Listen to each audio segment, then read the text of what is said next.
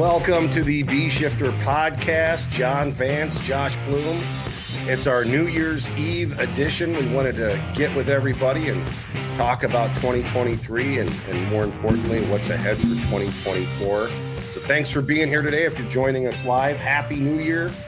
If you're on shift, have a safe shift. And if you're lucky enough to have the time off, enjoy some time with your family and friends as you ring in 2024.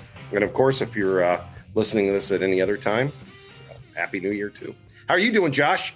I'm good. Happy New Year to you. It's crazy this year went by that fast. I look back and it's like, man, we didn't do that this year. That was in 2022. That was in whatever. And it's like, man, we did a lot this year, but it went by pretty fast. So I don't know if it's because of like COVID, but like the pandemic and the lockdown and everything seems so long ago to me. And it seems like a whole other lifetime ago. But then it seems like things have just been going so fast since then. I mean, it's been unbelievably fast. So, it's a crazy world in which we live. Hey, I just want to ask everyone who's watching this, if you haven't done so already, please like and subscribe. That really helps us out a lot because it lets us know that you're there and it supports our podcast. The other thing it does too is it makes sure that you get every new episode. So especially like on YouTube, you hit the notification, you'll get notified every time there's a new one out. We're trying to encourage everyone to do that. And you know, one of the funny things about our organization is we are all firefighters first. We came from a fire background, and then we're doing this to, let everybody know what we're doing and communicate with everybody. So we don't have a professional marketing department or anything like that. It's us doing this. And it's one of those things I always forget to do. It's like, wow, we had 21,000 people watch this, but why do we have 500 subscribers? Well, it's because I don't ask people to subscribe, and that's what you're supposed to do. So anyway, just trying to bring a little professionalism to this, Josh, I think would help out. So please like and subscribe. It helps you and it helps us. The other thing I want to say too is we've added Instagram too on our lives. So anytime that we have a new podcast out, it's going to be broadcast live on YouTube, Twitter or X, whatever we're calling that now, Facebook, and then also now Instagram. So welcome to our new Instagram viewers if you're watching us on Instagram. So just more ways that we're getting the word out and sharing information from Blue Card and Bee Shifter with you. Looking back at 2023, Josh, what kind of activity did we have? I mean, specifically, like how many classes did we do? How many new instructors came on board? Like you said, it went so fast, so much went on, but every single week we were doing something. So it's nuts how much activity we had. Yeah, I mean, we had a lot of stuff going on. Like 2 weeks ago, we had the Fairfield Trainer going. 3 weeks ago, whatever it was, however long ago that was, in December. And I totally forgot that we actually had 3 things going that week. So it's like, oh yeah, we have people in 3 separate places. So yeah, I mean, it was busy. So in 23, we ended up putting on 7,500 plus new students. So whether they were doing the full online or dispatchers, we trained over 500 instructors in 48 different train-the-trainer classes. So you figure that out, right? 48 train-the-trainers, and then you take out some of the holiday weeks and all of that. So there was a lot of weeks in 2023 that we had, 2 or 3 classes going. We ended up delivering 19 2-day workshops of some sort. And we had about 900 students that we touched with those. So the workshops, so the Mayday workshop, the Vision Ops, the critical thinking class, which we got that coming up in March. And I think there might, I don't think there is any seats left. I'm pretty sure it is full. There maybe was 1 or 2, but I'm pretty sure that's full. So that class, very popular.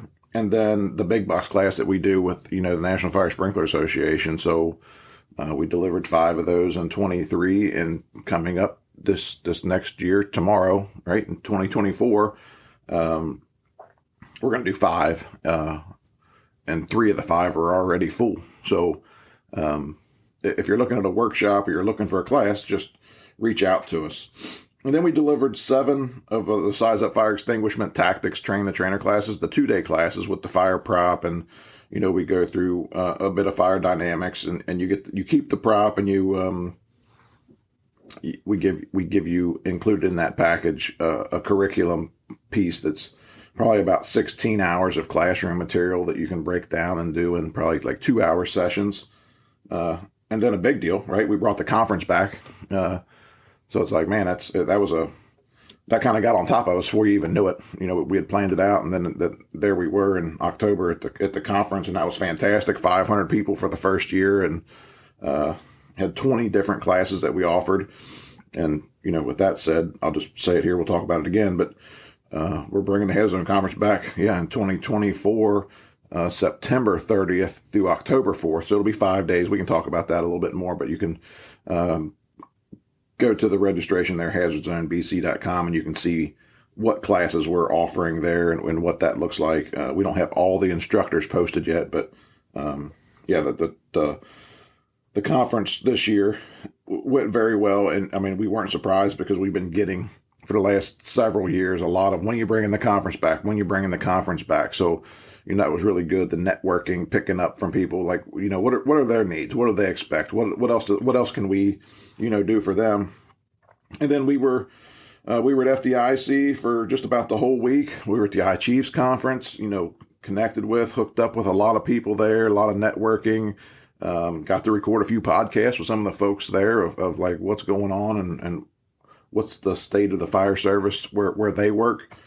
And then we did a few state conferences. So with that, the state conferences, if you got something going on in your state or your region, that just reach out to us, and if we can fit it in, we're going to do some state conferences. Obviously, we're not going to do 50, but we'll see what we can fit into our schedule to make that work. And then some of the updated curriculum. So we did release another new day 1 PowerPoint, just updated and refined that, right? We try to stay in command function 7 and fixing stuff.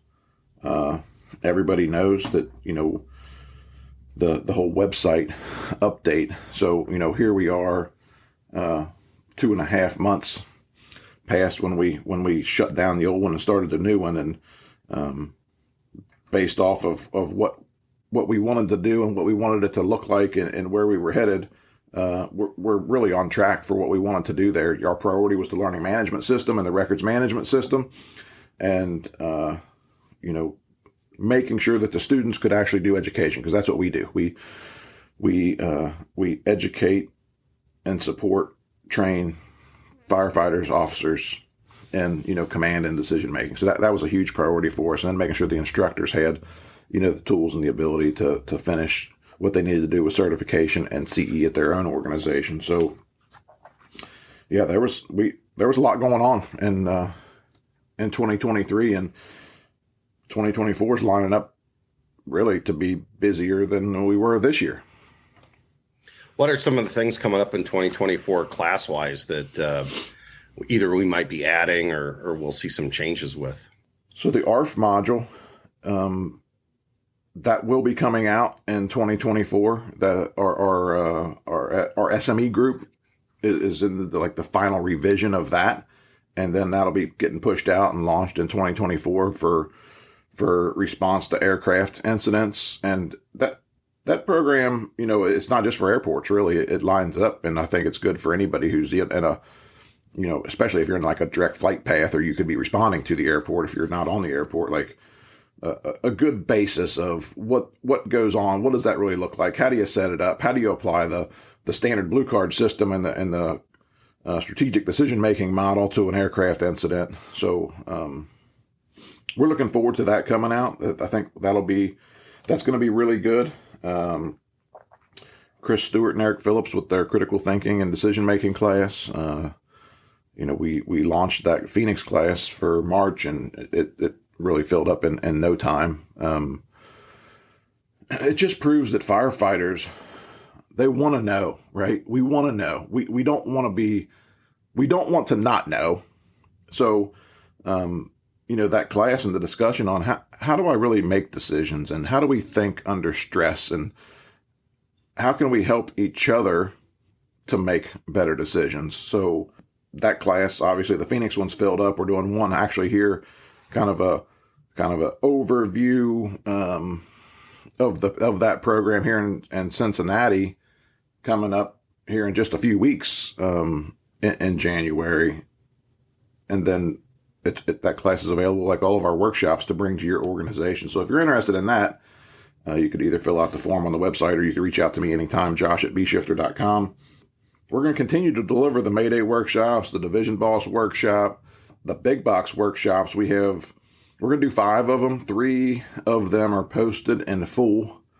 And so we're going to be offering 2 other ones. We have to line up with Shane's schedule. Obviously, he's very busy all over the country. If you follow NFSA, he's in Maine today and California tomorrow and Florida the next day. So we schedule those around, his availability and what that looks like. And we're super happy to be partnering with the NFSA on the Big Box workshop. And then also some of the other, I don't want to say research burns, but some of the other trainings that they've done with their sprinkler folks to show what the sprinkler system does, but how we can participate in that to show people what really happens when the sprinkler system goes off and what's it look like inside.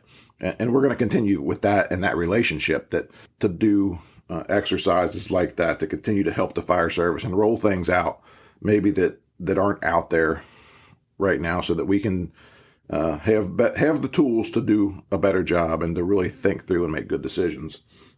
So with that said, we're working on the 1 or 2, probably 2 CE modules with the NFSA on, sprinkler systems and sprinkler control and how do they really work, and risers and dry risers and fire pumps. And with that, really aligns the whole pre-plan piece. So we're kind of like lining that up. What does that really look like for an organization going to this big box building? We talk about it in the Big Box class that it's so critical that you have really good pre-plans on these buildings of what are all those auxiliary systems, where are they located, and maybe some information on how they work, how do we control them, what kind of picker systems and all that are inside the building. So that's just another piece that we're working on. It's going to be a CE module class. For the last year, we've been working on the TRT.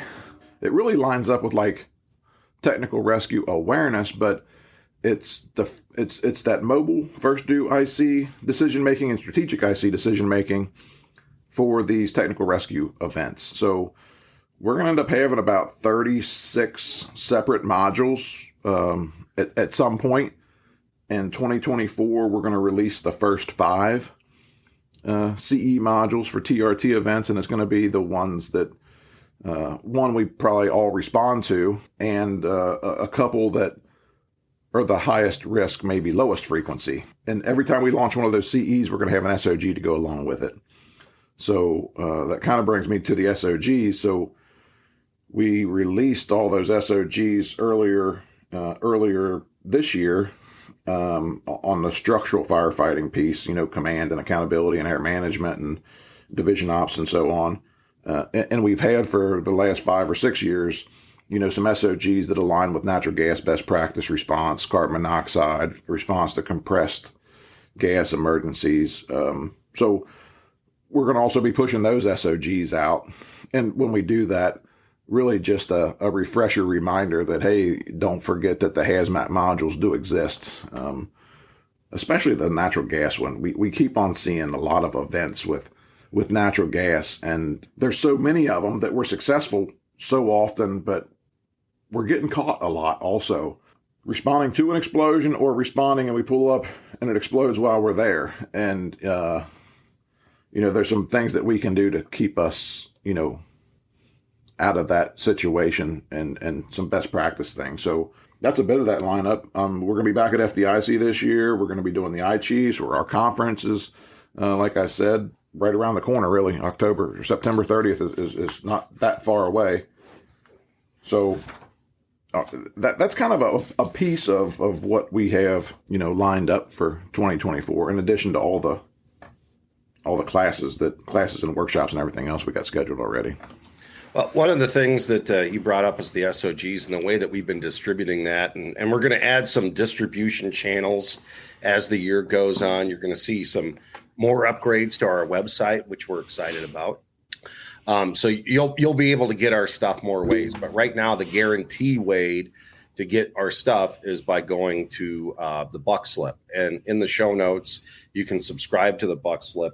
That's how we distributed those SOGs. And I think we over 2,200 downloads of the 8 SOGs that we put out leading up to the conference. And the other thing about the Buck Slip here, let me see, I've got my notes. Over 48,000 unique downloads on the Buck Slip. So every week we put out at least one article, and then we have all the Blue Card and B-Shifter news on there, and over 48,000 people accessed or had unique clicks on there to get our stuff. It's absolutely free. We don't charge you. You don't have to be a Blue Card user in order to get on there. It just kind of gives you a glimpse of what it's like and some of our customer support, but also the information that used to be in the B-Shifter Quarterly is now in the B-Shifter Buck Slip every single week. And that comes out every Tuesday morning. We have not missed a week yet. We're gonna continue to do that into the next year. The other thing that we've done is we launched YouTube, like I said, over 20,000 views on YouTube. And then I don't know if you had this, the webinars. So we put out free webinars this year. We've had over 1,300 people look at those webinars. So we offer it live so you can interact with us and the other instructors or whoever's on the webinar. People make comments to each other. It's a good environment. It's not unusual now that we have a couple hundred people on those, but then we also offer it on demand after the fact. So you can either sign up and get it, or we put it on YouTube. And with that, we've had over 1,300 people attend our webinars so far. And again, it's absolutely free. You don't have to be a Blue Card user subscriber in order to look at all that. It's just something else that we do for free to offer that up. And then there's the podcast. 3.5 years ago, just about, we started the B-Shifter podcast. We had like a little mobile studio. Again, we were just kind of learning as we went. There's been over 75 of those put out. And this year alone, almost 60,000 people have downloaded that podcast, 60,000 unique downloads. So 59,779, over 110,000 since it was launched. And just a couple of other like interesting facts here. It's listened to, of course, in the U.S., Canada, Australia, Norway, Germany, the U.K., Netherlands, Ireland, Dominican Republic, and Austria this year. We did have listeners in the Ukraine that quit reporting, but every time, we'd have like 2 bump up from the Ukraine, which was wild to me. And then our top cities. So this is where more people listen to the B-Shifter podcast. So if we are going to go on tour, Josh, these are the cities we should hit. Well, Phoenix, number 1, and we're there all the time anyway. Then Denver, Portland, Tucson, Cincinnati, Chicago, Minneapolis, Seattle, Calgary, and Toronto. So those are our top download cities for the B-Shifter podcast. And we sincerely appreciate everyone who listens and they're along for the ride and the interaction that we get with people. And it's a community or a family or like a firehouse because, we bust each other's chops now and then and have some fun. But it's also a lot of good information. And it's a way for us to share with you, just like this right now, what is going on with Blue Card, what is going on with B-Shifter, and a lot of great topics. So even more great topics coming up for the next year, especially with like the Silverback leadership stuff that continues to roll out. Nick Brunacini and Terry Garrison are finishing that material. We're going to have the new edition of Fire Command coming out that backs up everything on the Blue Card program. So it's the reference for that. So you're going to continue to see more and more stuff there. Almost weekly podcasts. So now we put them out every Sunday, just about. So we're not going to say every single Sunday because once we say we're doing something, we want to make sure we're doing it. But just about every Sunday, you're going to get a podcast, and then more videos and more free webinars. We're going to try to offer a free webinar almost monthly too. So just stay tuned for those. Pass them on to people in your organization. The word of mouth really helps and helps spread the word. And, you and I were having a conversation yesterday, Josh, and we're talking about the fire service and our younger firefighters, the up and coming officers that we have in our organization, and they're hungry. They want to learn. They want to know more about their job and why they're doing it. And I think there's a lot of pessimism right now out in society because of social media and a lot of other factors out there. But I really think 2024 is a great time to be in the fire service. We're getting smarter and we're adding people for the most part. Now, I know there's a lot of places that struggle and there's a lot of people that are not staffed appropriately and they're not getting the resources they need. But as I travel around and I see what's going on and I see the vacancies there are, I was just told by a major metropolitan fire department in my area, they're going to be hiring in groups of almost 100 for the next couple of years. And they said, and they're going 250 or 300 people deep on their list by the time they're actually hiring. So if you want to be a full-time firefighter, now's the time to get into the business. You and I have been through it in years where it's like you were lucky to see 1 or 2 openings and it was thousands of people trying to get those jobs. When I started when I was 18, 19 years old, trying to get in the fire service full time in Southern California, I would stand in line with 1,000 people just to get an application. They would only release so many applications. That's not the world we're in right now. I mean, right now, it's a few hundred maybe that apply or less. I know there have been career jobs that pay very well in my metro, and I'm talking like $80,000 a year to start in a state that protects workers and has, great labor laws and it's union friendly. And they're getting 60 or 50 people applying for those jobs. So it's a great time to be a firefighter. And I think along with that, it's incumbent on us as fire service leaders and their officers to continue to educate them and give them the tools that they need to succeed safely in their jobs. And more importantly, connecting them to that why. Why are they doing the things that they're doing? So I'm very optimistic about 2024. I think there's a lot of great things going on for us in the American Fire Service, as well for us in Blue Card and B Shifter. It's a great time to be a firefighter. So let's celebrate that a little bit. We can all do a better job, I think, working towards being positive for the good, for what we're really here for anyway, right? Let's not be mad about hiring some kid who's got questions. Let's be happy about it, and let's train them to do their job so that we can all work together to provide the service that we really have sworn to really provide, which is about Mrs. Smith, right? Get over yourself. I'm sorry you can't sit around and do whatever you're going to do or you're bothered by it, but we need to continue to train, educate, and develop thinking firefighters.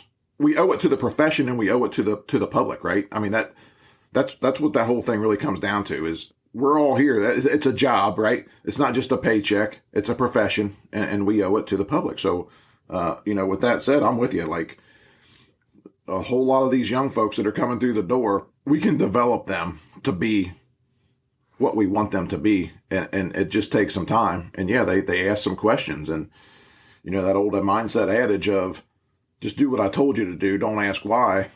And it's like, well, really, we want them to ask why because we want to educate them, right? We want to have thinking, educated, again, professionals, not just robots, right?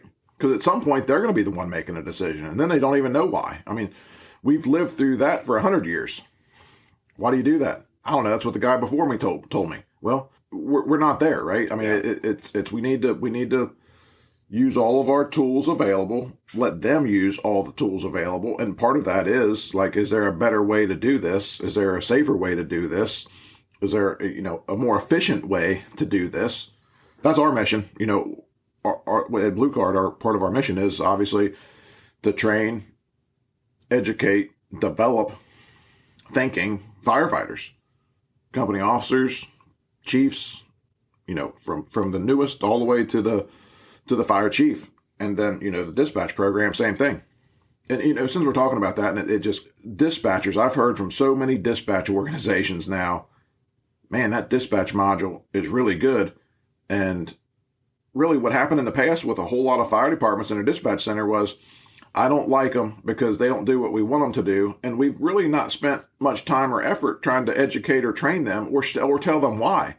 I mean, here in Hamilton County, one dispatch center shared, right, police and fire. They dispatched 36 agencies plus I'm not sure how many police agencies. And every dispatcher that's come through the program said, wow, you guys are actually telling us what you want us to do. Before, we just had to figure it out on our own, which is why we didn't do much for you, because we didn't even know. We had a book. You handed us a book that was SOPs, but you gave us no training.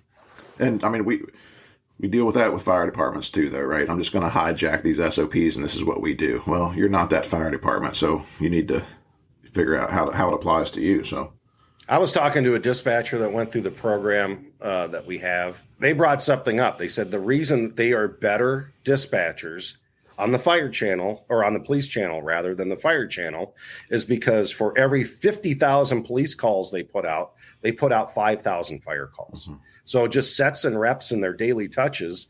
When they're on that police channel, they're doing way more than they would on the fire channel. We just simply don't have the same activity level. So when we can, through sets and reps offline, get them used to what we're doing, and they're oriented to, when we say we're pulling an 1 3/4 line, what is that? What are you guys doing? Mm-hmm. When we say, give me your water, what is that? Why are we doing? And I think there's some orientation in that dispatcher program that helps them understand. It's a very basic level firefighting, but it lets them know, why water's important, what an aerial ladder is, what a tanker or a tender is, so that they can go onto that fire channel and know exactly when they are repeating the size up back, they can envision in their mind what is actually happening on the scene. The other thing I wanted to hit too, as you were talking, is if you're not doing succession planning right now in your department, with all these retirements and all the hiring, because I'm seeing so many people get caught, like, we just don't have the officers ready.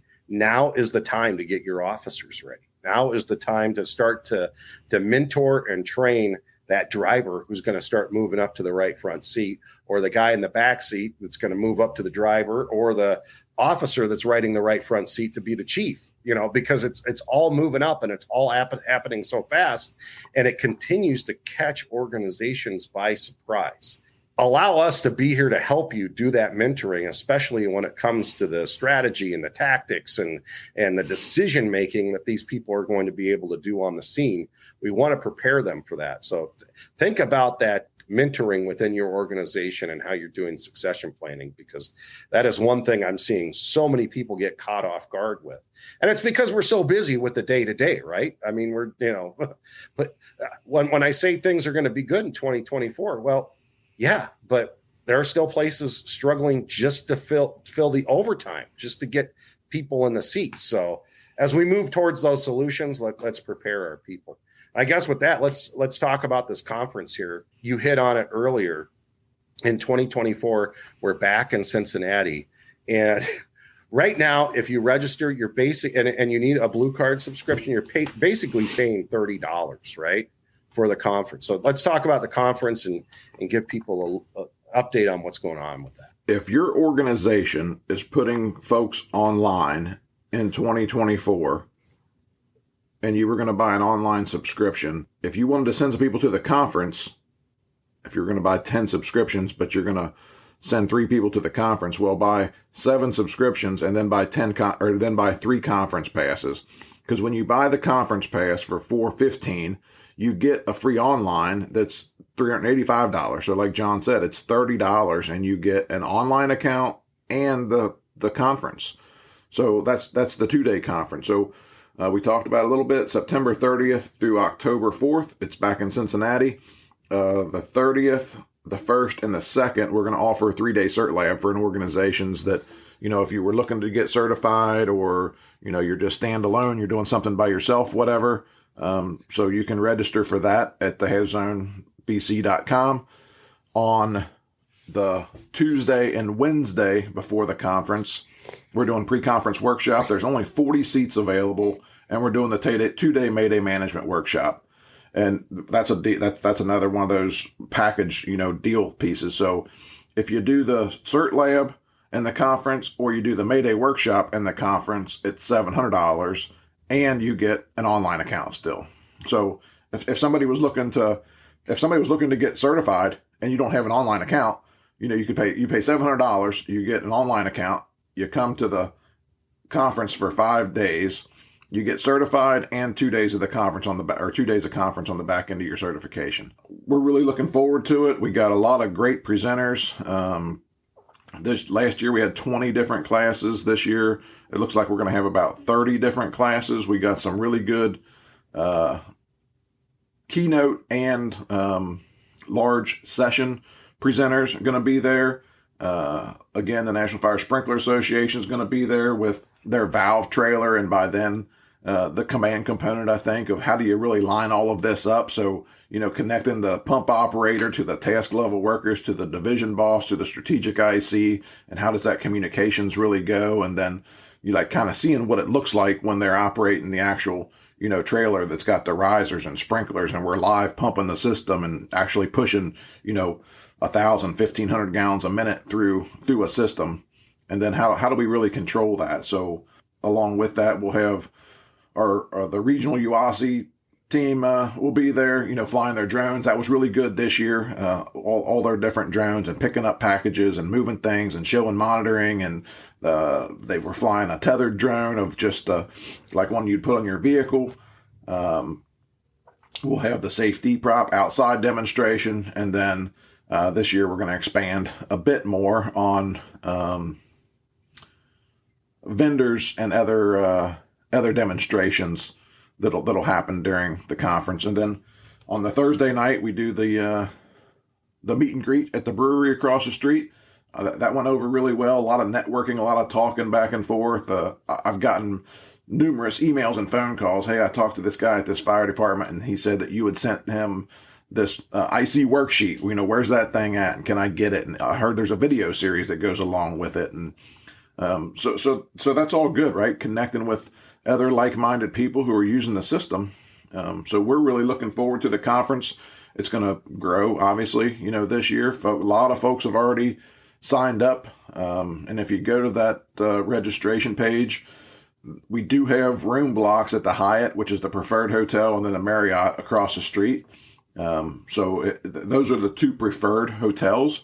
So if you're gonna register, make sure you get your rooms reserved at those two hotels. They're both, well, one of them's right on site at the conference center. The other one's just right across the street. There's not a better value. I mean, my department was able to send 7 people for what we would have sent one person to another conference. So, because the hotels aren't $500 a night and it's not $3,500 a person when you start budgeting it out. So and then we were able to use those subscriptions for other new people coming onto the Blue Card system. So it's for the training that you get, there is not a better deal right now in the fire service, I don't think. I mean, it is really good. And the Third Eye Brewing across the street, what a great time that was, just because it's the brother and sisterhood that we have, and we love networking as firefighters. And when I walked in, I thought we just had a portion of the restaurant. We had the whole thing, and it was packed, and people were hanging out, having burgers, drinking beer. I mean, it was a really nice time. So I'm looking forward to what's going to happen there in 2024. That's great. Well, as we wrap, go ahead. I'm looking forward to 2024, and we're kicking it off, John. This just caught my eye. We're kicking it off in 3 days. Oh, wow. The 3rd. We're back on the road on the 3rd, and we're on the road from that point 17 weeks in a row scheduled, booked from the January 3rd, 17 weeks in a row right now. So if you're looking to do something in 2024, a workshop, host a trainer class, or go to a class, get registered. Seats are filling up. We're just telling you for you, because we know they're all going to fill, and they're filling pretty fast. So yes, I know the train the trainer that I'm doing next week in Phoenix. The other day it had like 6 seats, and I think it's full now. It is full, yeah. Yeah. So things go fast. All right. Any final thoughts? No, I'm good. Again, Happy New Year to everybody. Hopefully everybody's good. We're looking forward to catching up with you, seeing you out there. If you ever need anything, our contact's always in the show notes.